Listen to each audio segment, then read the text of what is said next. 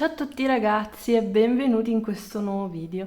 Oggi finalmente facciamo lo scopriamo delle creazioni in resina che abbiamo creato nel video passato, dove abbiamo appunto fatto un sacco di piattini e oggi finalmente vediamo come sono venuti. La resina è perfettamente dura, ho aspettato 3 giorni appunto perché volevo che fosse totalmente solidificata. Come potete vedere il colore è cambiato tantissimo, soprattutto il rosa, l'azzurro non tanto, l'azzurro e il rosso no, ma il rosa è cambiato tanto, è diventato questa specie di rosa evidenziatore che mi piace un sacco.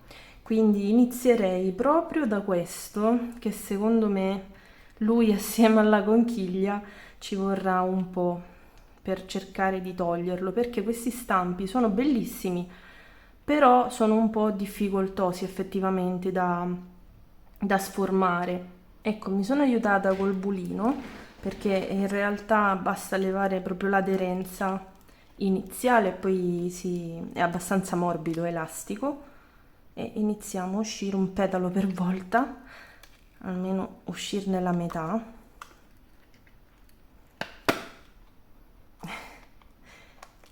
Amore e odio per questi stampi. Eccolo qua, ce l'abbiamo fatta, anzi devo dire che è bellissimo, guardate che bell'effetto, super luminoso nei bordi, mi piace veramente un sacco come è venuto. Alla fine diciamo il colore perlato si è un po' distribuito ovunque, grosse bolle non ce ne sono, per fortuna, solo forse pochissime qui di lato, però alla fine ci stanno. Guardate che bello, vi piace? Secondo me è carinissimo e poi così trasparentino ne possiamo creare anche in tante altre versioni, però uno così mi piaceva, magari la prossima volta anche solo col perlato sarebbe bello farlo. Lo mettiamo qua sopra. Adesso facciamo tutti quelli rosa? Ok, facciamo quelli rosa. Facciamo l'orsacchiotto, questi sono facili da uscire. Quanto mi piace fare gli orsacchiotti, non so se anche voi come me avete questa fissa per gli orsacchiotti. Guardate che bellino, è proprio un amore. Anche lui super trasparentoso e luccicoso. E questo sicuramente lo farò diventare un portachiavi. Sono bellini perché sono grossi, quindi questi si possono creare tutti colorati e si possono inserire nelle creazioni, si può fare veramente tanto, sono proprio bellini. Facciamo il cuoricino. Ecco, vedete, il tempo che si libera. Faccio entrare l'aria tutto attorno, ecco, e poi via. Dalla parte più piccola lo tiriamo fuori. Si possono anche ribaltare questi stampi, perché sono tra i più resistenti che io abbia provato, questo tipo qua, perché sono stampi industriali naturalmente, però per questo tipo di creazioni sono i migliori.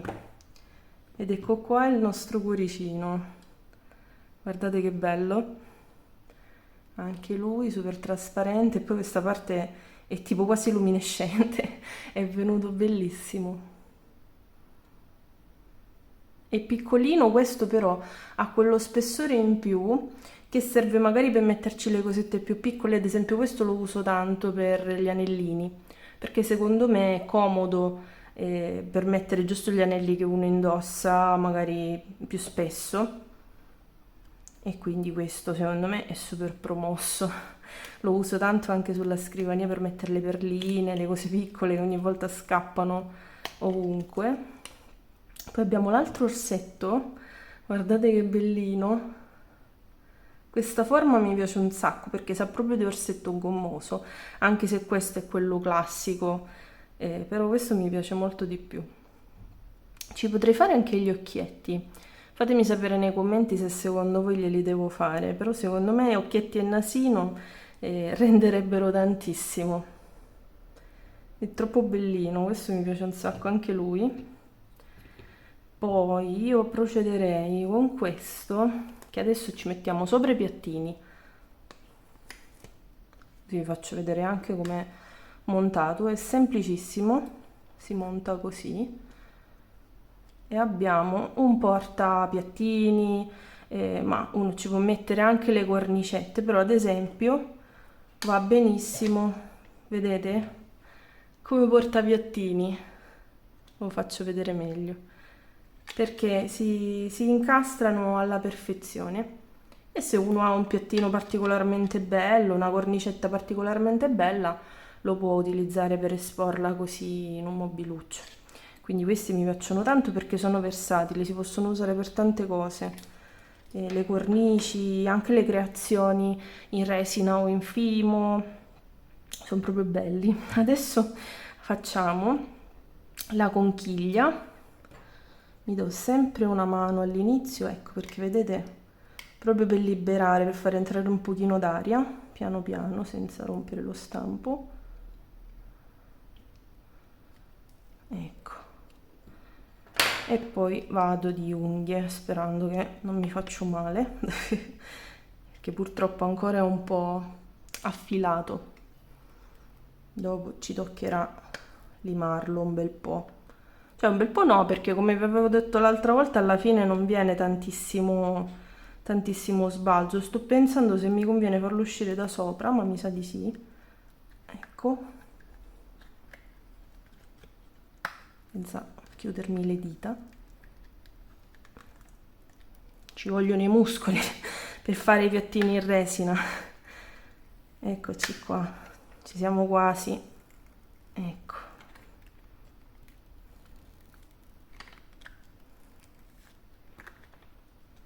Questo è tra i miei preferiti perché è proprio bello come stampo, guardate che carino, cioè è proprio bellissimo per l'estate. Adesso ce lo vedo troppo in un arredamento estivo, non so se voi utilizzate cambiare gli arredi a seconda del periodo dell'anno, delle festività, però questo secondo me d'estate ci sta veramente tanto, è proprio bellissimo, sia il colore secondo me così trasparentina, la potremmo fare anche tutta perlata, sicuramente in una delle prossime colate lo farò tutto perlato, tipo madreperla, no? Questo è il retro, poi andrò a limare tutti questi bordini e questa è la nostra conchiglietta. Fino adesso è una delle mie preferite. Vediamo come è venuta la stella marina. Questa è la prima volta che li colo, sia la conchiglia che la stella marina, invece i cuoricini già li avevo fatti, quindi per loro sono un po' più entusiasta, perché so proprio la novità. Però mi sembrava giusto colarli in questo periodo, perché d'inverno, insomma, fare le stelle marine, le conchiglie, vanno bene anche, perché poi, ad esempio, io vivo in una città di mare, quindi qua vanno sempre questi soggetti in realtà, però secondo me farli nella stagione estiva ha più senso. Eccola qua, ce l'abbiamo fatta. Questo non era tanto difficile da uscire, guardate che bella. Si potrebbe fare Patrick di SpongeBob facendo la rosa, che sembra proprio lui. È proprio bella, poi ha tutta questa texture, non so se la vedete, tutta sbalzata, ed è proprio carina. Questa sicuramente da fare anche di un rosa, di vari colori, insomma, perché poi le stelle marine sono abbastanza colorate. Però mi piace molto, bellissima. Adesso ci mancano cuoricino o sacchiottone, farei prima il cuoricino. Al solito mi aiuto.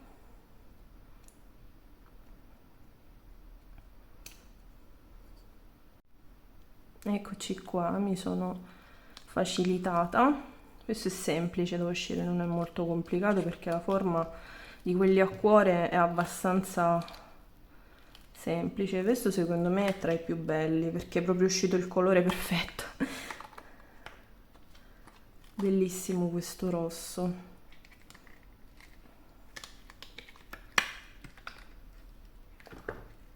Ci siamo quasi. Beh, proprio bellissimo, guardate che bello. In questo forse la perlescenza si nota molto di più che negli altri in realtà. Forse avrei dovuto mettere e che poi, come avevo detto, poi i colori si vanno sempre a fondere, quindi si mischiano, comunque si nota un pochino, si sono mischiati tra loro, sono proprio belli. Questo sicuramente il mio preferito della colata, mi piace tantissimo questo rosso come è venuto e ho fatto bene a mettere il pigmento Bordeaux. Se volete vedere il video dove li colo ve lo lascio qui linkato nelle schede, così lo potete recuperare se non l'avete visto. E adesso, dulcis in fundo, l'orsacchiottone gigante, guardate quanto è grosso, è enorme ed è super carino. Questo è veramente bellissimo, lo colerò anche tutto rosso trasparente perché secondo me rende un sacco, anche se pure così è un po' trasparentino. Però si nota tanto il perlato, anche se secondo me ci sta, vedete? Proprio bellino.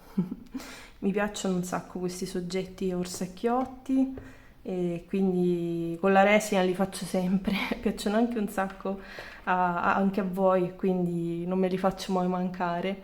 Ecco tutto quello che abbiamo creato nello scorso video. Fatemi sapere nei commenti qual è il vostro preferito tra tutti. Io voto ancora questo.